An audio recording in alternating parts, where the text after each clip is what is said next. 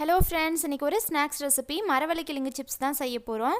நம்ம ரோட் சைடுலாம் வாங்கி சாப்பிடுவோம்ல, அதே மாதிரி நல்லா கிறிஸ்பியா நம்ம வீட்லயே எப்படி ஈஸியா செய்யறதுன்னு பார்க்கலாம். மொறுமொறுன்னு டேஸ்டியான மரவள்ளி கிழங்கு சிப்ஸ் எப்படி செய்யறதுன்னு வாங்க பார்க்கலாம். KeerthiSowmi's கிச்சனை ஃபர்ஸ்ட் டைம் பார்க்குறீங்கன்னா ரெட் கலர் சப்ஸ்கிரைப் பட்டனை கிளிக் பண்ணிட்டு பக்கத்தில் இருக்க பெல் ஐக்கானில் ஆல் கொடுத்துக்கோங்க. என்னோட வீடியோஸ்லாம் பிடிச்சிருந்துச்சுன்னா லைக் பண்ணுங்க, கமெண்ட் பண்ணுங்க, ஃப்ரெண்ட்ஸ் அண்ட் ஃபேமிலிக்கு ஷேர் பண்ணுங்க. இப்போ வாங்க வீடியோக்குள்ளே போகலாம். நான் இன்றைக்கி சிப்ஸுக்கு மரவள்ளி கிழங்கு 3/4 கிலோ அளவுக்கு இருக்கும். நான் 2 கிழங்கு எடுத்து வச்சுருக்கேன். நீங்கள் கொஞ்சம் பெரிய சைஸ் கிழங்காக வாங்கிக்கோங்க, அப்போ தான் நம்மளுக்கு சிப்ஸும் கொஞ்சம் பெருசாக கிடைக்கும். இப்போது இதோட 2 சைட் கார்னரையும் இந்த மாதிரி கட் பண்ணிவிட்டு மேலே இருக்கிற தோலை கத்தியில் சும்மா 2 கீரல் போட்டு விட்டோம் அப்படின்னா உரிக்கிறதுக்கு ஈஸியாக இருக்கும். சப்போஸ் அந்த மாதிரியும் வரல அப்படின்னா நீங்கள் பீலரில் பீல் பண்ணி கூட எடுத்துக்கலாம்.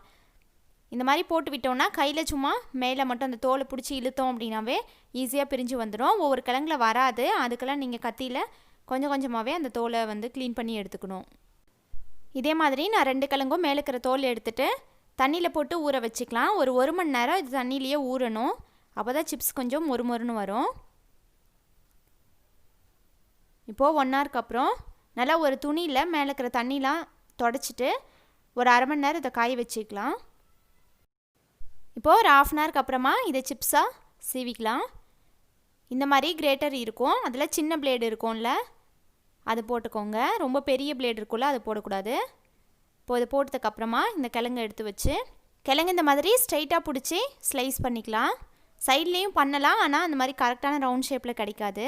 எல்லா சிப்ஸுமே கரெக்டான ரவுண்ட் ஷேப்பில் வராது, பாதி சிப்ஸு உடஞ்ச மாதிரி தான் வரும். ஏன்னா நம்ம இந்த ஸ்லைசர் யூஸ் பண்ணுறதுனால பெரிய ஸ்லைசர் கடையில் யூஸ் பண்ணுவாங்கள்ல அதெல்லாம் பண்ணோம் அப்படின்னா கரெக்டாக ஷேப்புக்கு வரும். இப்போது இதெல்லாமே ஒரு 10 நிமிஷம் நல்லா உணரட்டும், கொஞ்சம் ஈரமாக இருக்கும். இப்போது எண்ணெய் நல்லா காய்ச்சதுக்கப்புறமா சிப்ஸ் எல்லாம் போட்டுக்கலாம். ஃப்ளேமை ஹையில் வச்சுட்டே போட்டுக்கோங்க. இந்த மாதிரி கொஞ்சம் கொஞ்சமாக எடுத்து போட்டுக்கோங்க, ஒன்றோட ஒன்று ஒட்டிக்கிட்டு இருக்கும். போட்டுட்டு லைட்டாக கரண்டி வச்சு ஒரு டைம் திருப்பி விட்டால் போதும்.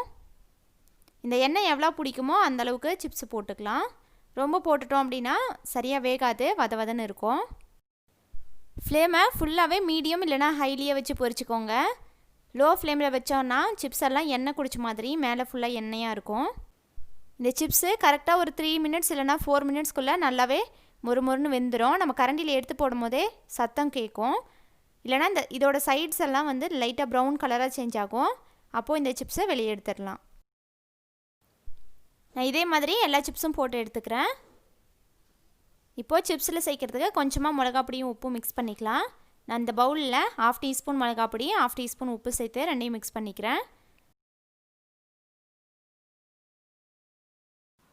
இப்போது இந்த மிளகாப்பொடியை நம்ம செஞ்சு வச்சுருக்கோம்ல சிப்ஸ் மேலே தூவிக்கலாம். உங்களுக்கு காரம் எந்த அளவுக்கு தேவையோ அந்தளவுக்கு சேர்த்துக்கோங்க.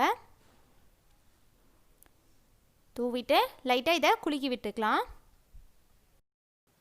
அவ்வளோதான், நம்மளோட மரவள்ளி கிழங்கு நல்லா மொறுமொறுன்னு சூப்பராக ரெடி ஆயிடுச்சு. இதை சாப்பிட்டு பார்க்கலாம். நல்லா கிறிஸ்பியாக இருந்துச்சு.